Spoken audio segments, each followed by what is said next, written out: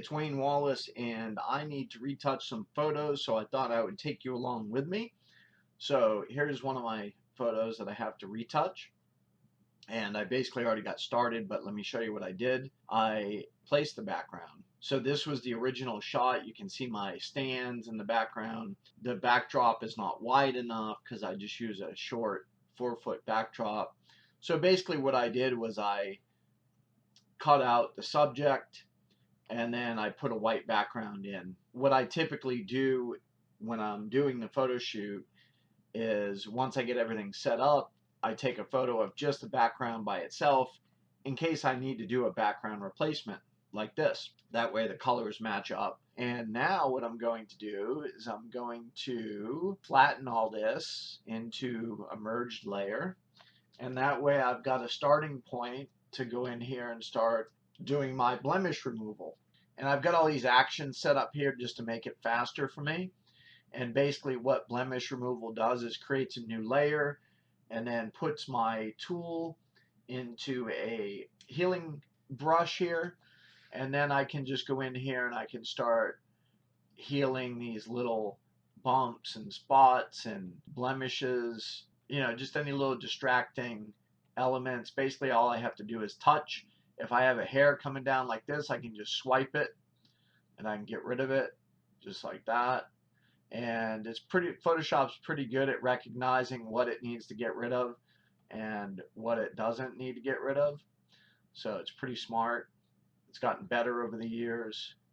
Now with artificial intelligence, it's getting really good. They may not call this artificial intelligence, but it's definitely using artificial intelligence to figure out what areas to replace. He's pretty young, so he doesn't have a lot of issues. I'm just getting rid of any little bumps and little blemishes that I see, just taking care of those little things. And then these here I'm going to get rid of in a different way because those are more pronounced or more severe. It takes up a greater space.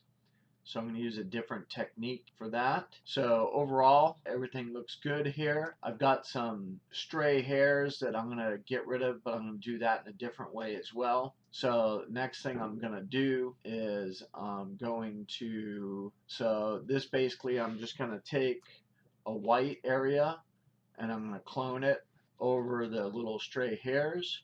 So that way I can just knock those hairs down. That's what's nice about shooting on a white background is you can pretty much just go in here and whack any little stray hairs pretty easily, just like that. And I could smooth out everything, but then it starts looking kind of cut out and fake. So I want to leave a little bit of imperfection in there just so it looks more real. And then here I kind of had some bleed over of the light, so maybe I'll try and darken that down a little bit. So let's do that. Let's grab some of this color right here and just kind of darken that down a little bit. It's a little bit too dark, so let's back that off and let's do it a little bit more delicately. So I'm going to come in here and I'm going to grab this area here and just kind of clone it in right here. You got to be careful what you're doing. Basically I want to darken, so let me just put this on darken, and I'm going to come up here and just darken. Just kind of getting some of that color back in there because the light was kind of glaring, so it kind of blew out the hair because it was really thin back there. So yeah, that looks pretty good. And then let's take a look at his coat, make sure there's no major lint issues here. I'm going to use the healing brush again. That's great for a coat or pet hair. I can usually just whack those right with one little swipe, just like that.